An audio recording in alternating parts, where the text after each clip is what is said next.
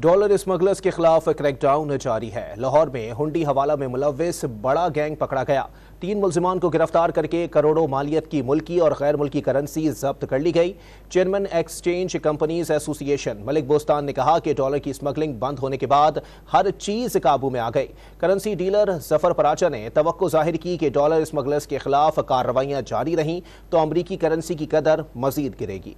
लाहौर में एफआईए ने currency smugglers के खिलाफ क्रैकडाउन करते हुए हुंडी हवाला में मुलव्विस बड़ा गैंग गिरफ्तार कर लिया। डीजी एफआईए के मुताबिक 3 मुल्जिमान जीशान सुधीर, मजहर हुसैन और सलमान आसिफ को गिरफ्तार करके उनके कब्जे से 1.5 करोड़ रुपए मालियत की गैर मुल्की करेंसी और 6 करोड़ 82 लाख रुपए बरामद कर लिए गए। Chairman exchange companies association Malik Bostan ने बताया कि स्मगलिंग बंद होने के बाद हर चीज काबू में आ गई। एक्सचेंज कंपनियों की जो सप्लाई ब्लैक मार्केट के पास चली गई थी वो बहाल हो गई। एक्सचेंज कंपनियों ने पिछले 4 दिनों में 4 करोड़ डॉलर्स इंटरबैंक में जमा कराए, जिससे इंटरबैंक में डॉलर की कदर कम हो रही है। मलिक बोस्तान ने डॉलर की कदर बढ़ने की वजह ब्लैक मार्केट और स्मगलिंग को करार दिया और उम्मीद जाहिर की कि ईरान और अफगानिस्तान बॉर्डर पर स्मगलिंग रोकने से मसला हल हो जाएगा। उन्होंने कहा कि दोनों ममालिक पर मुआशी पाबंदियां हैं, इसलिए इन्हें डॉलर्स की जरूरत है। मलिक बोस्तान ने दावा किया कि डॉलर्स की ब्लैक मार्केट के खिलाफ कार्रवाई इनकी शिकायत पर शुरू हुई। करेंसी डीलर जफर पराचा ने भी स्मगलर्स के खिलाफ कार्रवाइयों को खुश आइंद करार देते हुए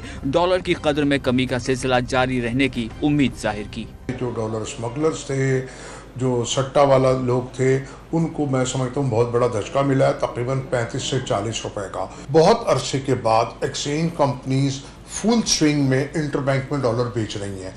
तकरीबन पिछले हफ्ते हम लोगों ने 4 करोड़ डॉलर दिए। करेंसी डीलर्स के मुताबिक इस वक्त मार्केट में सूरत हाल ये है कि लोग डॉलर बेचने के लिए आ रहे हैं और खरीदने वाला कोई नहीं।